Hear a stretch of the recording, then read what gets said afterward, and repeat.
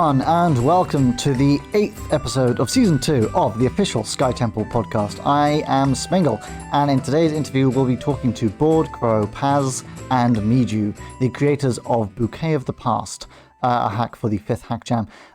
This was a really long interview, by the way. If you'll notice, it's probably about 55, maybe an hour. We got pretty off the rails, but I hope you guys enjoy it nonetheless.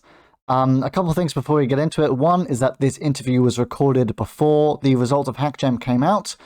Secondly is that we had a little bit of an audio issue with Miju for the first maybe like third of the interview, but like a little bit of echo. So I hope you'll forgive that. And thirdly, I've got something to advertise at the end, if you'll permit me to talk about that for a second. But yeah, until then, I hope you guys enjoy this interview. It was a lot of fun. So let's get right into it. So, I am joined by the creators of Bouquet of the Past. Say hello, everyone. Hi, I'm Paz. I directed, scripted, tested the whole thing. I'm Board Crow. I did most of the writing and cutscene making. Hello, I'm Miju. I helped with some scripting things like some of the base structure of the hack, and I also did a few things like the credits and the title screen. Nice. Cool. Yeah, it's good to have you all here.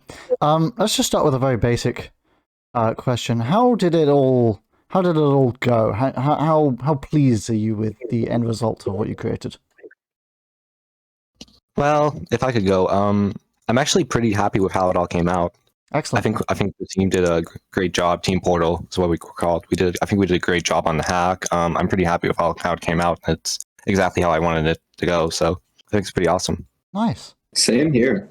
It was much smoother than the last project I had tried to head. House of Horrors was an experience that, while it was fine, I don't want to repeat that anytime soon. Oh, goodness. We did have essentially 1 week less than usual for House of Horrors because we started with another thing and then scrapped it entirely. Oh, I see. Yeah. Oh, cool. Well, as for me, I was mostly in the background in this project, and so I cannot really say how proud I am of the main stuff because I didn't work on it. But it was very fun watching all the cutscenes that Paz and Crow made, and I think they turned out very well. And I am also very proud of the title screen, and especially the credits that I worked on. Oh, the credits Excellent. were sick. Yeah, Thank you. They were wonderful. Yes, I'm not surprised you enjoyed. Shout out to Tainted and Turnabout Dimension because I got the idea of making some unconventional credits from there. Oh, really? Okay. Cool. Yeah, well, Tainted. no wonder you enjoyed Paz and Board Crow's cutscenes because they were very, very, very good. So actually, yeah, you mentioned that House of Horrors was started a week late, and that gives me a question, which is how long did it take you to sort of finalize the idea and know exactly what you're going to create for this hack jam? How long into that 3 weeks of creation was it before you knew what you were doing? The actual concept and kind of rough story was about 2 days in, unless I'm wrong on that. I believe it was. Yeah, I wrote it up pretty quickly, and I gave you the rough draft. Nice, cool. So it didn't take that long then. It was. Did you say 2 days? Sorry. Yeah. Nice. Well, we did the dungeons and everything for that. That was the final thing we did in the last week because we just wanted to get all the cutscenes and the bulk of the work done first. Cool. Okay, cool. Excellent. Where did the inspiration for this idea come from then? Because if you had it bashed out the whole script in 2 days, you must have had a pretty clear idea of what you wanted to create. Well, honestly, I had the Santo and Jess characters lying around for a while, and Okay. I just I guess I just put all my brain power together to just rush that idea out. Oh, yeah, It wasn't okay. really inspired by anything. And initially, I was thinking of a mansion-styled theme, but of course I couldn't do that because House of Horrors was a theme. So Right. I think I just came up with it as I went, in one night, and then I just kept finished it all up, and then sent it. Oh, And wait, then I'm always a fan of fleshing stories out. I beta read a lot of different fanfics in my free time. So being able, I can speak. Being able to do that was really, really enjoyable.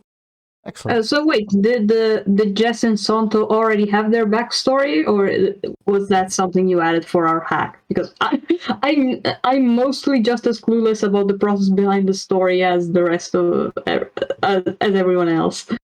Well, not really. I just had Jess and Santo as like siblings together. Well, like Santo was adopted, but I just had it like they were like friends. And then when we made the story, I just finalized their whole arc. That's awesome. Yeah, I don't know if yeah, I like to have I like to leave my story ideas ruminating for a while, but I can see that there are people like you and Paz that manage to dish out a whole story arc whenever whenever it's needed. Just monsters of storytelling. That's true. Yeah. Excellent. Good stuff. Cool. So, excellent. Did you get any inspiration from any other? Sorry, I know you said you didn't really have inspiration as such, but were there any other games you took anything from, or like not necessarily other hacks, but just any games in general you got ideas from? I can't name any off the top of my head. Like if I had to think of it, I think I just like came up with the idea from like just normal stories per se. Okay. Just like the twist with Santo's brother wanting to kill him. That was just like a generic thing I just came up with. Okay. Cool. So about the characters. Obviously, you mentioned we got Jess and Santo, the main two. How did you come up with those two in particular as the protagonists? Because obviously you wanted to have a dark type and a fire type for the sort of theme of it, but why did you settle on Murkrow and Flareon specifically? I'll get this out of the gate. Murkrow was definitely not Kate Sith pandering. It was definitely not. Oh, was it definitely not? No, Excellent. I can like 100% vouch for that. Honestly, Santo and Jess were just two characters I had lying around. I think I made them like for some like Pokemon for some like PMD roleplay like about 2-3 years ago, and I just like wanted to decide to use them because I thought they'd be great characters. I've wanted to do something with them for a while. Okay. So I thought that making a ROM hack with them would be great because I just love like taking characters I have and putting them in ROM hacks because you can just do basically anything you want for SkyTemple. It's very great. Cool. Extremely. Very, very true. Honestly, I think that like considering what you've said about Santo and Jess, I think that what you two did with them in Bouquet of the Past was a really great way of fleshing them out as characters and actually giving them a backstory and a general story and stuff. Oh, for sure. I'm really happy with how the characters came out. Yeah. Were they always siblings and sort of family when you were role playing them before? Well, I originally had Jess just like find Santo in an abandoned mansion, and then they became friends, and then Jess would like take him back to their guild. Oh, So actually, I have a question. Yeah. Because I've had some experience with PMDRP as well. How did you go about role playing both characters? Because that's an interesting thing. It was basically I think I actually never really finished that role play. It was on some like abandoned server that's long gone by now, but I basically just had them like be an intro to a narrative that I was going to do that I never finished, where they would like find each other, then other character people would be able to interact with it. Okay, cool, excellent. I like that. I remember I also used to do very little PMD roleplay, and I remember there were some roleplays in which I roleplayed more than one character at once, but it was like it was literally just me and another person role-playing, so we could take all the time we needed to go back and forth with our messages, and that's how we could easily handle multiple characters at the same time. That's fun. Are you guys experienced role players? Have you ever played like this is going a bit off topic, I suppose. Have you ever played like D&D or anything like that? Don't get me started. I've played a lot. I would play it, but I just never got the opportunity to. I have some friends that have, but I haven't myself. Team Portal D&D group. I have tried like a PMD inspired tabletop RPG that was like mastered by a friend of mine, but my character was supposed to be the most important one and also happened to be the most boring. And also at one point, since it was a huge time investment, since all the sessions lasted like 5 hours, and we did one session a week, I started getting a bit worn out by it. So yeah, that was that. And that was my experience with tabletop RPGs. But aside from the PMD roleplay I mentioned, I also did other roleplays with these same people that I mentioned earlier. So that's my experience with it. Cool. I mean, well, you made me very excited. I play a lot of D&D, and we'll discuss the PMD D&D thing later, I think. But let's get for the win. let's get back to the hack though. It was mostly a homebrew thing, to be fair. Cool. Let's get back to the hack for a second though. So when you saw the theme announcement video, did that spark any ideas straight off the bat, or was it a couple seconds, a couple hours or something before you got the original idea? Well, to be honest, I was at work at the time, so I didn't see it right away. Well, thank you for your honesty. Well, I was there like the minute it came out because I was like really excited to make a hack for this hack jam. I missed the last one, and I was really upset about it because I wanted to make something for it, but I forgot about it. And I think the hack jam before that, I had to cancel what I was going to do. But then Haz was like recruiting for a team, and I was able to join Team Portal, and I'm really happy I was able to work with a team on that. But anyways, I don't think I had any like actual ideas for it, but I think it helped a lot with the theme specifically for what we could do, because the twist, it like played a pretty big role in the story. Yeah. It certainly did. Speaking of the twist, obviously that was a great scene. You know, very very dark, kind of morbid actually a little bit. But what was your favorite scene in the hack? What was the one you enjoyed to make most? I would be personally biased if I said the whole Salamence thing. So I would have to go with the scene after Dungeon 2 is my personal favorite. What scene after Dungeon 2? It's like a whole series of cutscenes. that entire thing is basically one cutscene. I would count it as one. Fair. I would too. The kind of breakdown of the relationship briefly. That whole scene is very good from a storytelling perspective. And if I say so, I also want to say that. Okay, no, never mind. I just realized that. Oh no, yeah, it is after Dungeon 2. I just wanted to say that I was going to say something similar, which is you reminded me of the Salamence thing, and even if I say that I am very proud of like all the credits, so that is probably my pick, and that includes the Salamence credits because they turned out very cool, and I made the background scroll, and there was that.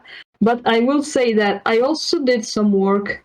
I think Crow did the base work on it, and like a good chunk of the work. But I also did some work on the scene with the fight between Hunch Crow and Flint. Yeah. And I quite like the little adjustments I made to that fight. I like how it all turned out. Yeah, you made the scene very polished and impressive. I think that was probably the most collaborative part of any scene we had. Oh, right. I had tried to choreograph it on the scripting sheet, then Crow, you made it in game, and then Miju, you polished it to an absolute amazing degree. It looks great. You're being way too nice. It's very good. It was already very good as a base. I think it was pretty rough at first, but you were able to make it really good. I remember I couldn't find any sounds at all for the scene. It took me a little while to get that working. Ooh, I'd love to see like an each stage of the editing process for that scene. That makes me want to see that kind of thing. Actually, I have a ton of backups of I think every patch I made to it hack. So if you really wanted to see it, I could probably send you it. Oh, that would be very interesting. I think I have all the patches as well. Well, not Ooh. all the patches, but we at least have them on the server, so we could definitely go check them out. And then I have Interesting. never emptied out my Explorers of Sky folder Wait, on my I think- laptop since I got it. So there's like 100, 200 patches in there. Wow. That's Goodness. fair. That's very fair. Wait, I think you actually sent a video of the whole scene post dungeon in the server, and then I sent a video of how I changed the fight scene. So maybe we already have a video of that part. Ooh. Yeah, I actually, think sure. we do. I'm very Mhm. interested to see that. I think that'd be very. I think that'd be loads of fun actually to watch that. Actually, since Mingle said that we can go slightly off topic, and this isn't even very off topic. The way I looked for the sound effects to use for the Flint bites, I just used the sound effect of bite, and for the other attacks that Flint did, I used the sound effect for flamethrower, if I recall correctly. The way I did that was basically just go in a dungeon with a Pokemon that knew those moves and turn on, I don't remember, Game Internal, I think, and then just look at the output the SkyTemple gave me when Ah. I used the moves, because that shows the sound effects. Oh yeah, that's Oh, an I didn't interesting even way to think of that. find out. That was my That- personal favorite part, though, that it looked like they were legitimately using the moves in the cutscene. Yeah. Yeah, I'm kind of happy with that. Thank you. Yeah, it Excellent. was great. Funnily I mean- enough, I used the same trick with the Game Internal to also find the sound effect for the Reviver seed in back in Ship 2. But with my favorite scene in particular, I think it was Oh, probably right, sorry. no worries. But I think my favorite scene, if I had to pick one, like from top of my head, probably be when Jess is like reading that book to Santo, and after you beat the first dungeon, I believe. Okay. There's like a lot of dialogue hidden there. Yeah. You just. Oh, yeah. Yeah. You just think it's nice and it flows well and it's nice and emotional or something. I just think it flows well and it's funny, and it kind of like leads you to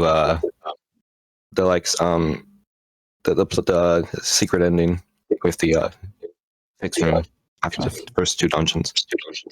Cool. So what was everyone's his like favorite character from the hack? What was the favorite one to write for? Honestly, probably just Santo. Like I think he was like a really fun character to do. Okay.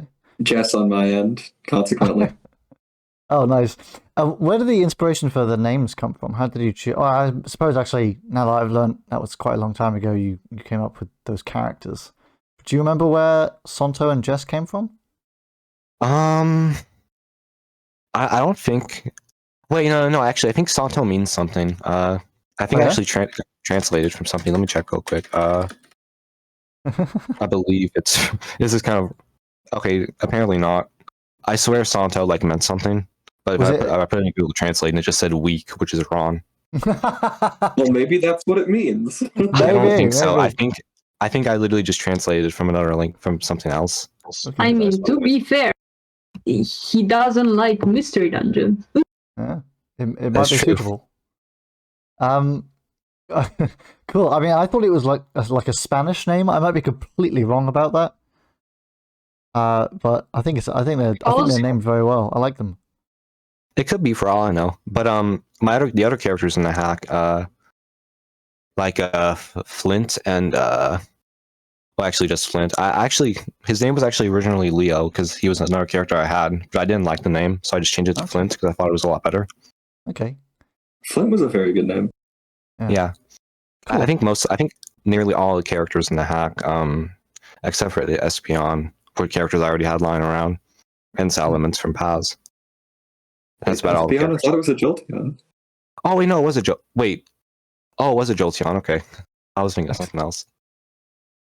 Cool. So, excellent. I think a Flint is definitely I think an I found the upgrade. videos on I was talking about the scenes on the server, by the way. Oh, really? Okay. Yeah, We'll yeah. get on. Nice. We are looking forward to watching them later. So when it came to designing the dungeons, remind me who was sort of in charge of that? Well, Paz kind of like gave like the initial idea for the dungeons, and I just like made them, and then we like touched on them from there. Okay. Well, how did that? Tell me about that process. Was it very difficult to balance the dungeons, or were there any problems you had with making the fixed rooms, or making it too easy or too difficult? We were definitely trying to not make it too easy or too hard for the dungeons, because House of Horrors again had that problem. Descending Corridor was, I think, infamous because Fuchiana Quinn accidentally had 26 HP instead of the 70 he was supposed to. So he just died on contact with anything. Anything that sneezed at him. Oh, goodness. I think we got a solid balance in the final dungeons we have now. And I know some people think the Star Actor bosses are kind of hard, but Attract exists and is kind of a cheat code. Yeah. So it's really the difficulty you choose to make it. I think I've already said it to Keck, but I like how the solution to making the boss easy is literally just D&D Bard being like, I seduced the dragon. True. I haven't played D&D. I only know the Bard thing from memes about it. I'm sorry. Well, the memes are accurate. The other campaigns I was in, fair. It sadly has not had a meeting since, but I think this was the perfect way to go out. It was on Roll20, and one of the guys in there said, I rolled to seduce the rug, and he got a nat 1. Oh. Fail.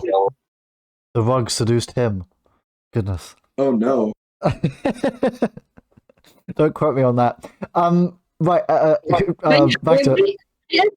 I have heard good things about the dungeons. I was not involved with them at all. The fixed rooms, I literally didn't even see them until I watched Keck's stream, but I've heard good things about the way Paz and Crow balance the dungeons. So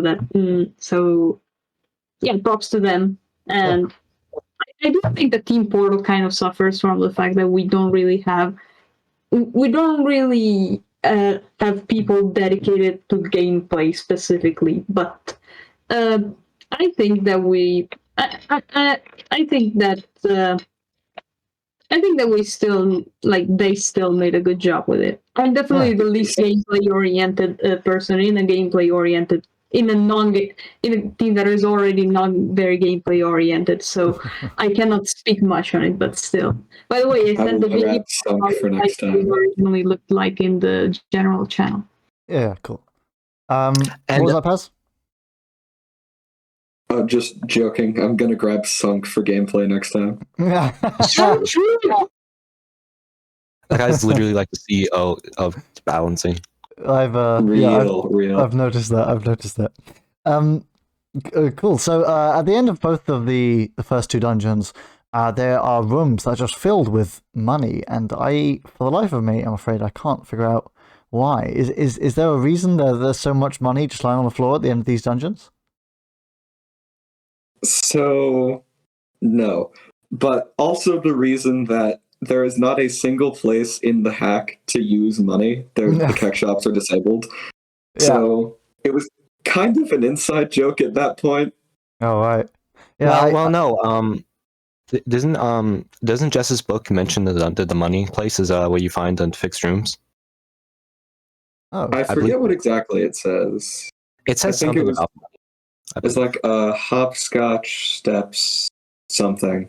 I only remember what she remembered. which is how you can tell the dialogue is written well, because if you only remember what the character remembers, then that's good. That's relatable. True. But yeah, Smingle. The second time you replay the dungeon, it's replaced with all the enemies there, and you use the key, and you get the lost stage. Yeah. And stuff. Yeah. I didn't do that when I was. Part of the reason why Paz and Crow decided to have the money there is partially because, they wanted to make so that the fixed room changed upon replaying the dungeon, and it was handy to put like a reward there that you couldn't actually use for the first time you went through it. Yeah. Honestly, I wish there was like a better like twist you could have done for the fixed rooms, but I think we did a pretty good twist for the story itself. So I'm still pretty happy with how it came out because we for are sure. very that dungeon oriented, anyways. So Oh, also, fun fact, because of the way we originally had the fixed rooms designed, I hadn't used keys much in Sky before because I haven't actually played vanilla game that much, and hacks don't use them that much. Blasphemy. But I've played Just Super like kidding. 8 times. Parker would kill me. So It's no sweat. we originally had the key door facing downward, but that doesn't work for whatever reason. That doesn't open the door. It's only when you're facing upward that you can use the key. I also found doesn't- that particularly interesting. it also doesn't help that when you use the key and if you use it in the wrong place, it just disappears. Like that's pretty Yeah. loud. What was the decision behind that in base game? I don't know. Jack accidentally had just used the key instead of Santo and had to replay the dungeon. Yeah. Big times. God, that was very funny. We probably could have found a way around that, but hey, it is what it is. It is what It is a game jam. It is a hack jam game. We do what we can. Yeah, of Yeah. course. I'm just going to write all these bugs down so I remember not to do them myself. Good stuff. Excellent. I thought the money would be like a trap when I first came across it because there was just so much of it on the floor. And I was so confused as to why it was there because, I don't know, I already knew I couldn't spend it. So it just felt like some kind of something I wasn't supposed to do. But I suppose it didn't matter in the end. Well, I guess the final dungeon kind of helps you with that because instead of the money at the end of that, it's all the Pokemon. Yeah. Cool. So Well, the we can do anything in dungeon mode. I mean, what? the fixed rooms.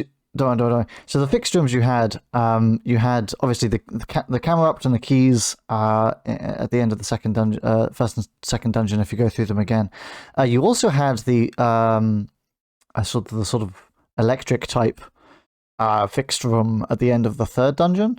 What was the idea behind that? Was it supposed to just be a challenge for the player to get through, or was there something else there?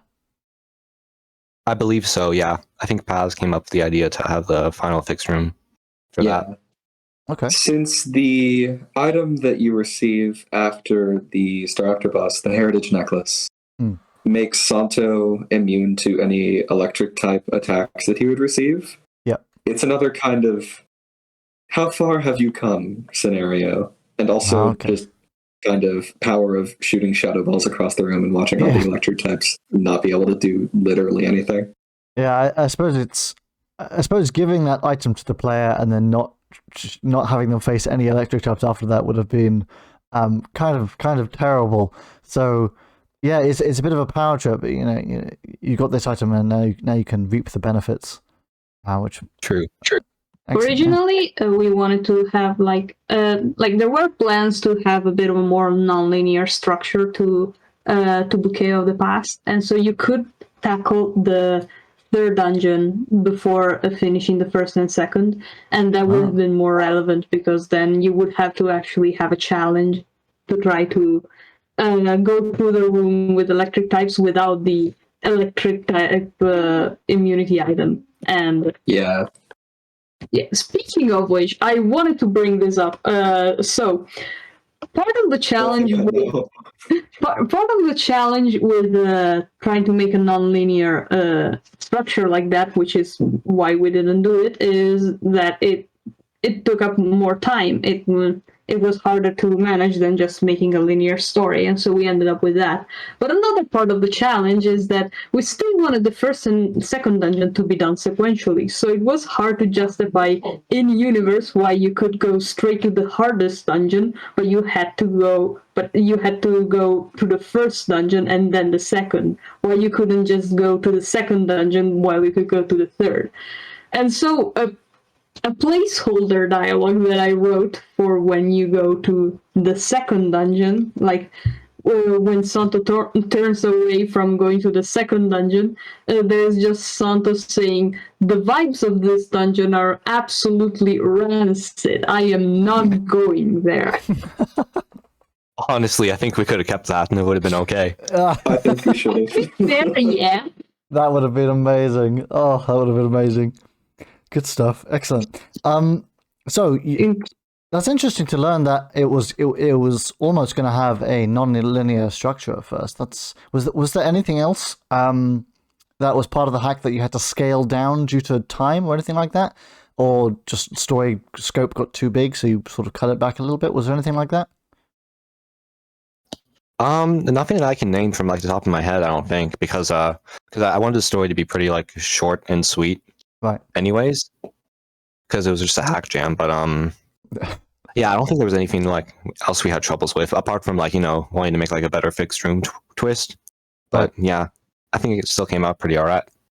Cool. Yeah, there wasn't too much on the cutting room floor. Okay, yeah, maybe the fact that I don't know. I know that I don't have experience with using fixed rooms aside from the way it was used in our hacks and in boss fights in general. So maybe if we had a bit more time or experience with that, we could have done, like Paz and Crow said, a better fixed room twist and implemented it a little in a way that was a bit more technical. But yeah, aside from that, and aside from this non-linear structure thing, I also agree that there wasn't much that was left on the cutting room floor. Excellent. Yeah, that must be quite a good feeling to sort of aim for it to be succinct, and to at the end of the project feel as though you didn't leave anything unsaid. That must be quite a good feeling. Oh, for sure. I'm still really happy with how it all came out. Yeah, I think it's probably one of my favorite hacks I've worked on. Definitely. Nice. That's awesome. I personally think that like maybe there isn't anything necessarily too flashy about Bouquet of the Past, but it still turned out like a very solid hack overall, and in more or less everything it tries to do. So I think that's good. Yeah. You certainly won't hear any complaints from me. Yeah. Well, the next question I was going to ask, it has sort of. I'm still going to ask it, but it was. Do you have any plans to expand this story from where you left it? I know that's probably a bit redundant now, but will we see the characters of Santo and Jess, or maybe even any of the others again? I can think of one character that we will probably see again. True, very true. I don't know. I mean, it's perfectly fine if you don't. Honestly, I have no idea what's going on with the Salamence. It's all Pat. I've got a question for you, Smingle. What do you think? Okay. What do you think Salamence is up to? What do you think Laura is up to? Goodness, you can't be asking me these deep existential questions while I'm supposed to be the one interviewing you. Amazing. I don't know. Living the dream. Staying in their lane, staying hydrated. Probably. I'll take this is Laura. Laura stays hydrated. Be like Laura. Absolutely. Okay, Paz, I need to ask: is Salamence named Laura because it sounds like lore? No, actually, Laura was similar to how Board Crow has Santo and Jess from a previous PMDRIP experience. Laura was just the name of another character I had that I really, really liked. So adapted it. It was originally a Luxray, but we did not have a Luxray. Makes sense. That reminds me, we were originally going to have a Staraptor be, I think, Corviknight, right? But we didn't have enough. Yeah. Oh yeah, right. Oh really? Yeah, we didn't have the portraits for Corviknight, so we just went with Staraptor. It came out pretty well, I think. Yeah, it was a pretty quick change, but it didn't really change a whole lot, so pretty good. All right, okay. Why were you going to go with? I mean, Corviknight is pretty intimidating. But why were you going to go with Corviknight, or I guess even Staraptor? What was the inspiration behind that choice? Well, just because they're birds, because like Santo, he just wanted he were just like used to be there, so I figured I should just go for another bird Pokemon that want to protect their turf, Okay, there are so and those two are particularly intimidating. Yeah, true. There are so many bird Pokemon in this hack jam. I just realized there are so many. Salamence is not a bird. Technically a bird. Is a dragon a bird? No, it is not. No, but like it flies. I would say that a bird is a dragon rather than a dragon is a bird. Okay, But I'm well, not sure how controversial an opinion that is. well, mosquitoes fly, Board Crow. I don't think they're birds. Well, They I mean, could be. I don't Just like depends on your mosquitoes. prerogative. You know what, True. Paz? I can't argue with you there, Paz, and I don't know how to feel about that. Speaking Okay, of things that are... you know one thing that I like about Laura is that Keck gave a proper name to all the endings, including the Laura ending, because I was mentally just thinking of them like the ending where Laura intervenes to me was like the bad ending, and the other endings were like, I don't know, the neutral ending for when you get defeated by Staraptor, and the good ending or the true ending when you don't.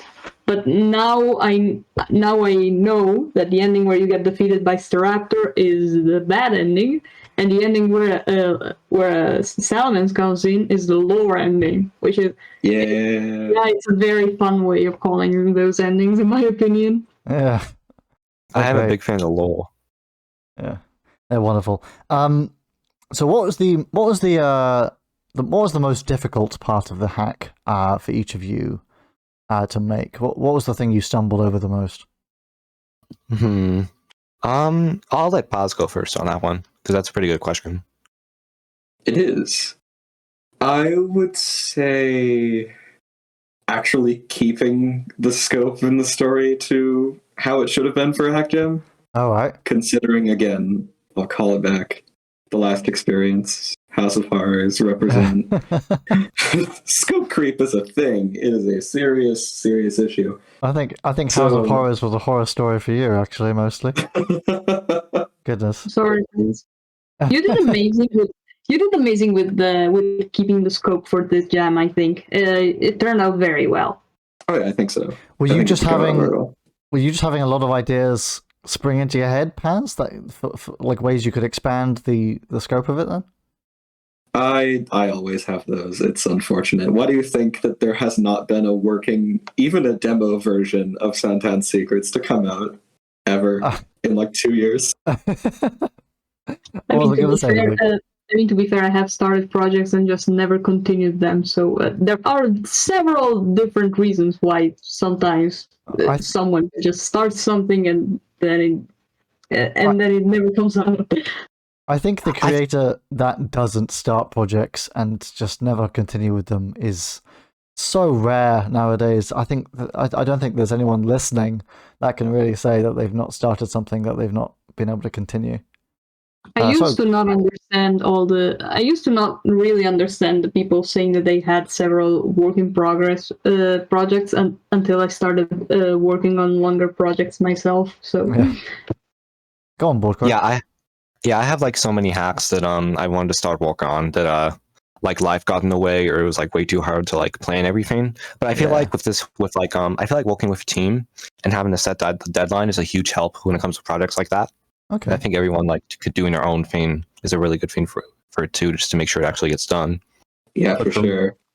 And for me, the vetting work is very helpful when working in a team. Definitely, it was definitely like Chip 2 was a great experience for me, and it was definitely because like at least a good chunk of it was because of the work division that we did. Everyone managed to work together very well and also do their own thing, basically. Oh yeah, shout out to Filthy, by the way. He's not on Team Portal anymore, but shout out absolutely Filthy. Shout outs. Excellent. Cool. I didn't let Crow answer the question, and then I will answer the question myself too. oh yeah. What was the question again? It was, what was the hardest part of the hack for you to make? Right. Honestly, I think the hardest thing was just sticking to the deadline and like finishing cutscenes, because the way I did it is is me and Paz like tasked each other with like one cutscene a day to do. Like Paz would like write it, and I would write some of mine too. And like near to like final like 2 weeks of the hack, I like had to finish some cutscenes that I wasn't behind on them, but like I was just having a hard time like focusing on them because I had some other stuff getting in the way. But I think it was just a little hard, like all that in the SkyTemple, because it's usually a lot of work. Yeah. Just like getting all that and making all the actors and characters and like dialogue work perfectly in it. But it worked out fine. I'd say. Yeah, making cutscenes is deceptively time consuming. It's a lot like more time consuming than you'd think. Yeah, exactly. I spend every time I do mystery mail, all the time so far, I've spent like 15 hours on the scene. It's more time than I should, but it's a fun time. So Miju, what was your hardest part? I mean, you mostly worked on the credits, I think you said, but Yeah, I mean, I was going to say that basically, but to be fair, like I didn't work much on the hack in general. I mostly took a back seat and let Paz and Pro yeah. do the majority of the work for most of the hack. Sorry about that, I guess. I was kind of busy and I didn't want to get too in with SkyTemple. But I did get some more free time during the end of the jam, and so I decided to put some more invest some more time into making some more stuff. I haven't worked on many things, so the thing that definitely took me the most time was the credits. But honestly, even without accounting for that, I would still say that the credits were the most challenging part to make because it like it took me a lot of time and effort. I basically spent the whole day on it. Basically, the morning I had to import all the objects and make sure that they actually worked. And then the afternoon I made all the cutscenes for the credits. It took a while. Goodness. Excellent. Oh, cool. Speaking of how long things took, you mentioned that the cutscenes took a deceptively long time, and you spent the entire day during the credits, Miju. How long would you say, on average, each day do you think you guys worked on this hack? Like, what do you mean by each stage? Just like each chunk of the game, or? Oh, sorry, I may have misspoke. How long each day do you think you spent? Oh, okay. I think I did about one cutscene a day, if that's what you mean. Okay. And there are, I think, like 20-ish cutscenes. Okay. There may be a train in the background. That's my bad. But yes, there's the train in the background. I can't really help that. But No. yeah, I think it's one cutscene a day, something like that. That's okay. And how long, on average, do you think each scene took? Probably just a day too, because like I tried to do like one cutscene each day, but then sometimes kind of shorter. hours-ish crap. Oh, hours. Okay, that's my bad. Maybe like 5-6 hours. Okay. On each of them, and I started most of them like super late in the day too.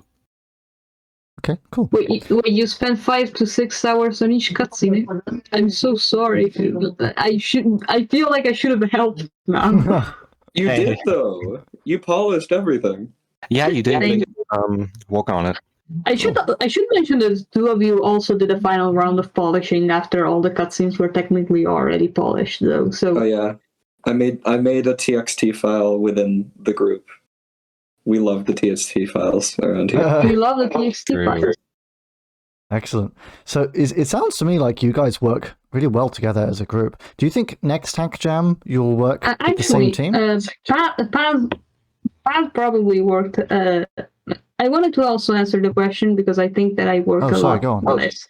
No, sorry, I should apologize. I think I work a lot less on the project, like maybe a few hours every day, but not even all days. Like I worked a lot on the project during the last few days, but there were some days where I basically didn't work on it. Okay. If not maybe for like less than an hour. So it's because I took a back seat and let Paz and Crow do most of the work, like I said. Yeah. Cool. All right. I mean, that's. I think I did something. I think I did something on the hack like nearly every day, like if I recall correctly. Nice. I was like really devoted. I did every day. Huh? I usually check the chat while I was on break at work for sure. Yeah. Excellent. So, do you guys think for the next Hack Jam you'll work in the same team, or are you hoping to maybe get more people in the group, or do something solo? Well, me personally, I'd love to work with Team Portal again for another hack, but I guess we just have to see because I'm gonna be pretty busy with school like next couple of months, so I guess I just have to see how my schedule goes. But Oh yeah, if I true. have Because time, you're still in high school, right? yeah. Yeah. Yeah, I mean, certainly, it's like half a year away. It was at the end of October, I believe. So things will change between now and then. But I think it would be very exciting to get another hack out of Team Portal. I think that'd be very exciting. Yeah, I I definitely enjoy working with this team, and I'm glad that Crow is enjoying working on Team Portal 2 because I think that he's a pretty great addition to the team. Personally, like I already said, I have been working with SkyTemple less and less, and so maybe I will take like a support role in the next jam as well. But I would say that this jam made me want to try working with SkyTemple again. I haven't really been doing it lately because of exams, but even right after the jam, I started a new project with SkyTemple, which I haven't really been continuing mostly because I cannot figure out how to make it work. But aside from that, I mean, if you have questions about making it work, I'm here. Oh wait, is it the thing that I'm thinking of? it is the thing that you're thinking of. Okay, yeah. Is it? I need to figure out how to make objects do not want to cooperate. I tried using set position lives with one of them and it just didn't work. I have yet to actually delve into working with objects at all in my hack, so I'm not looking forward to it. If this is the vibe I'm that is picking a up. correct reaction. Honestly, I'm just trying to make. I'm trying to recreate the gameplay of another game in Explorers of Sky, so it's going to go pretty. It's going to be rough anyway. Oh goodness, cool. I mean, really, all you need to do is just ask ADEX for help, and then you're set for life. Probably.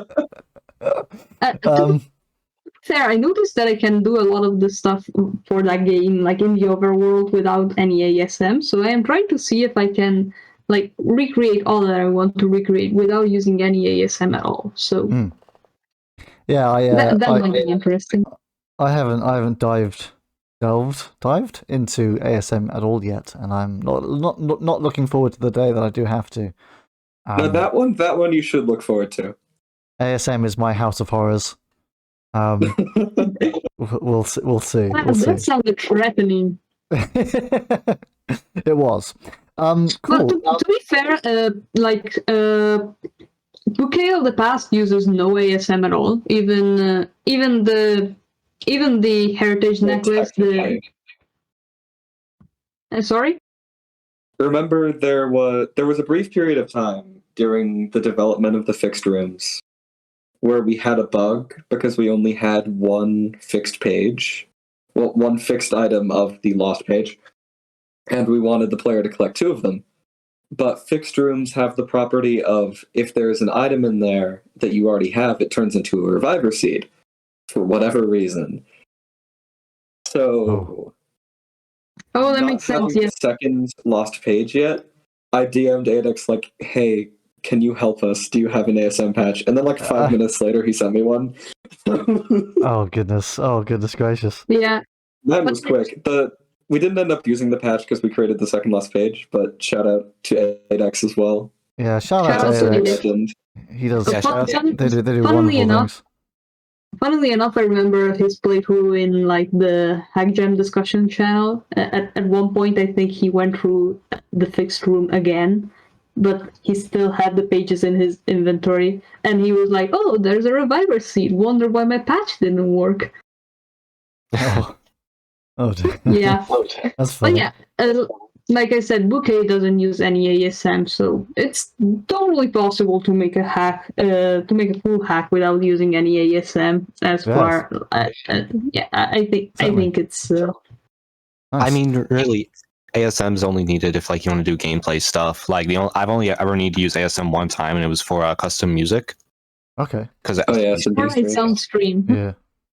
Yeah. We didn't use any S&D stream either, but while I'm thinking about it, the range of non-ASM to ASM hacks in this jam is absolutely insane. Like you have the non-ASM end, you have cursor lore, which is actually really, really impressive to be done without ASM.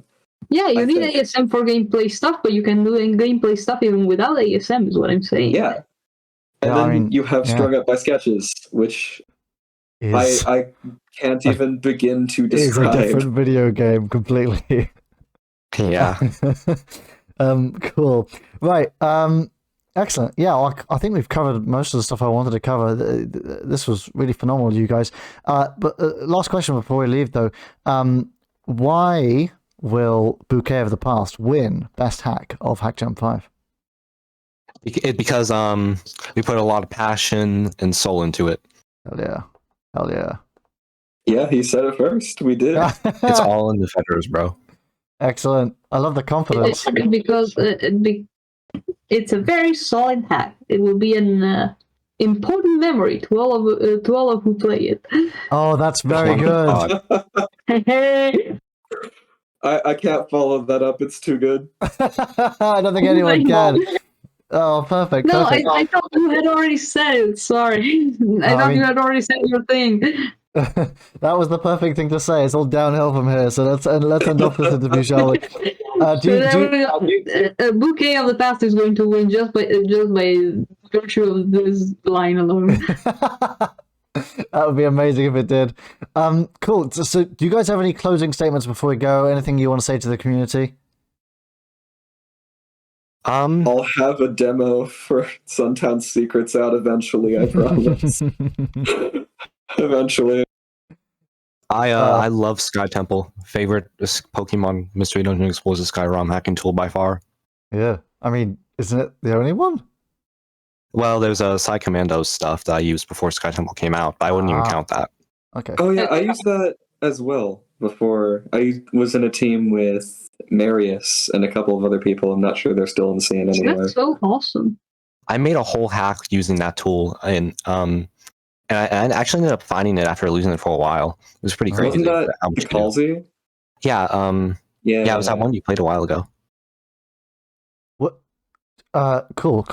Excellent. I have a closing statement as well. Okay. Shout out to all obscure games getting remasters and ports on modern consoles. In other news, play Klonoa Fantasy Reverie series and Ghost Street Phantom Detective. Praying for Sky DX.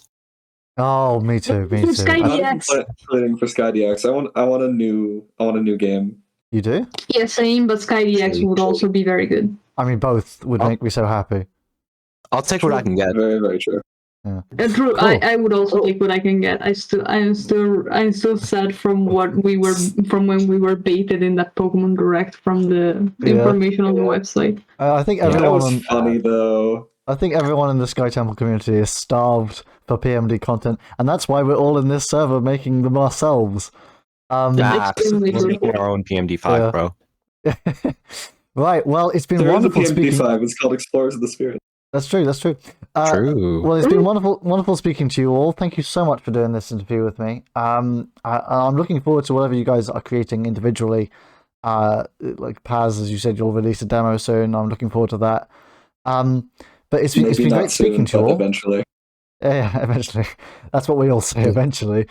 I'll talk to you guys some other time. Okay. All right. Been lovely talking to you too. Excellent. Okay. Bye. Lovely. Well, I hope you guys enjoyed that episode. Again, a little bit of a long one. I hope you'll forgive me for maybe letting us go off the rails a little bit there, but it was a lot of fun, and I really, really enjoyed talking to them. And I'm looking forward to whatever they all release individually next, because they did a fantastic job. So I hope you guys enjoyed that one. The thing I wanted to advertise, the one thing I want to talk about is that I have released version 0.2 of Infinite Labyrinth, my hack. I released that very recently. It's still a work in progress. There's still a lot of stand-in placeholder art, but I'm really, really proud of it, and I hope you guys enjoy it and play through it and give me some feedback. That'll be loads of fun. But other than that, if you want to see any more of me, you can. I'm releasing YouTube videos still. I'm also streaming on Twitch. If you guys want to catch me, I stream 5 days a week. As you can always catch me there. I'm currently playing through Rescue Team DX, which is a lot of fun. So I hope you guys will join me for that. The next interview will be with Argonian, the creator of Fantarium and Fantasim. I'm mispronouncing both of those, pretty sure. But I hope you guys enjoy that one. I'll get out as soon as I can. Until then, I hope you have a wonderful day and stay safe, etc. I never know what to say to end these ones. I hope you guys live well. Come on, you all. Live well, okay? See you, everyone. Goodbye.